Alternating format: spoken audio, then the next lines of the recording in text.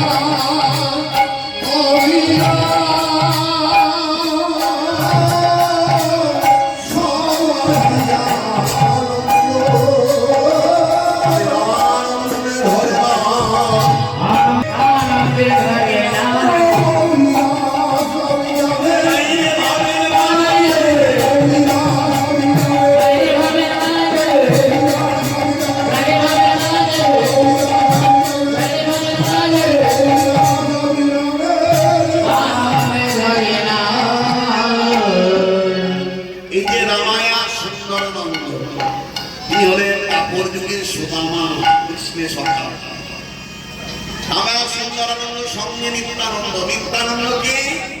নিত্যানন্দ হলেন ভগবান শ্রীকৃষ্ণের দাদা, দাপর যুগের বলরাম। তিনি হলেন এই কলিযুগের নিত্যানন্দ। বাবা, নিত্যানন্দ কাকে বলে? যিনি নিত্য আনন্দের অধিকারী। নিত্য আর অনিত্য কি? যার ভয় আছে, লয় আছে, যেটা ভঙ্গ সেটা অনিত্য। যেমন টাকা পয়সা, গয়না গাছি, ঘর বাড়ি, দেহ, এগুলো সব অনিত্য। আজ আছে, কাল থাকবে। এই দেহটা আজকে আমাদের আছে, এই দেহটা চিরকাল থাকবে। এই যে ঘর, এই ঘরটা থাকবে, তাই থাকবে, থাকবে। তাহলে কি চিরকাল ছিল? ভগবান। আর ভগবান হলেন নিত্য। ভগবানের নাম হলো নিত্য। আর জড় জগতে যা দেখছেন সব অনিত্য।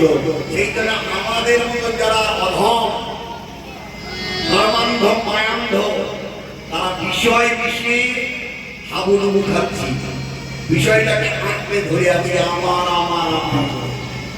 আসলে এগুলো আমার নয়, এগুলো সব তিনি আমাদের দিয়েছেন। আবার আমাদের যখন ভোগ হয়ে যাবে, আমরা চলে যাবো।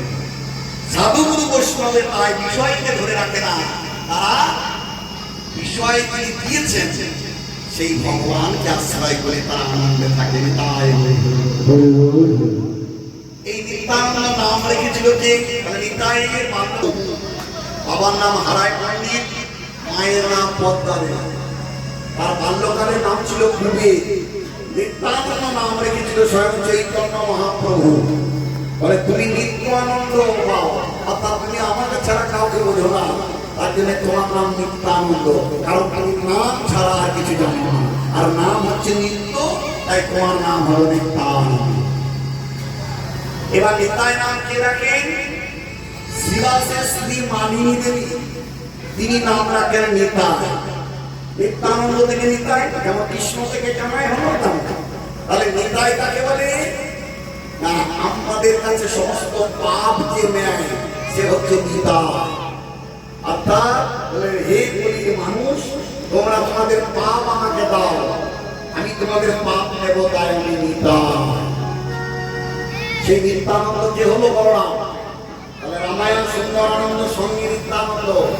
গৌরীদাসটাকে বিভীষণের পুত্র তরণী, যে রামচন্দ্রের হাতে নিজে বধ হয়েছেন এবং কাটামণ্ড রাম রাম করার জন্য রামচন্দ্র বললেন, যার আদর সঙ্গে তিলক সেবা, যার মুখে আমার বোধ, আগামী দিনে এই তরণী সেন হবে আমার পরম সখা সুবোধ, আর সুবোধ হলো হরিরাম। অভিরামকে অভিরাম হলো স্বয়ং শ্রীরাম। বিদায় হরি। মনে রাখবেন, 125 বছর বয়সে শ্রীকৃষ্ণ দেহত্যাগ করেছেন, কিন্তু শ্রীকৃষ্ণের প্রিয় সখা শ্রীরাম তিনি কিন্তু দেহত্যাগ করেননি, তিনি ছিলেন গোবর্ধন পর্বতে। আর সেই শ্রীরাম হলো এই বিদায় প্রেমানন্দে হরি। বাহুবলী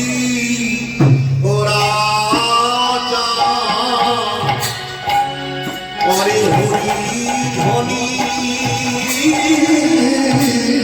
বাহু তুলি পুরাতা, হরে হরি ধ্বনি নদিয়া বিভোর হল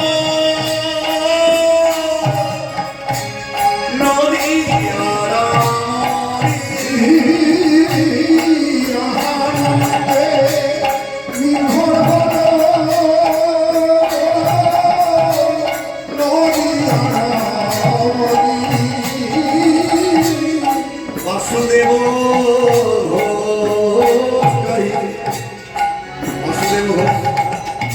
মদগপ্তা বাসুদেব ঘোষ কি বলছে?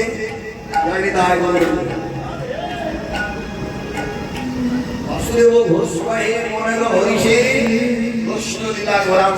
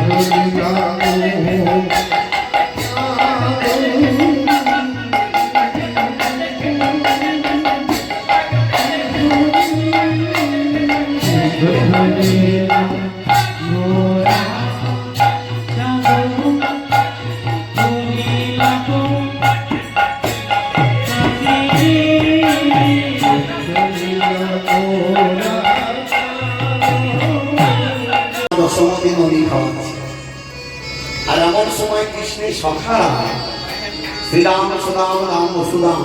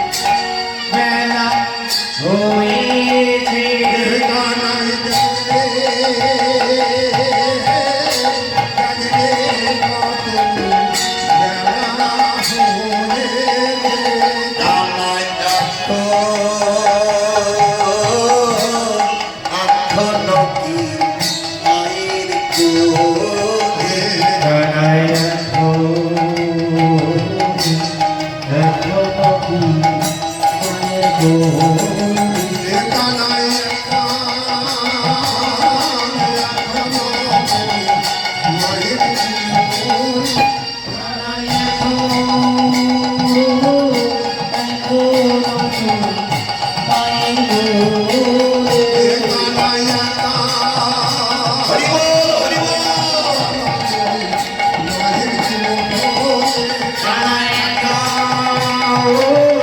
একা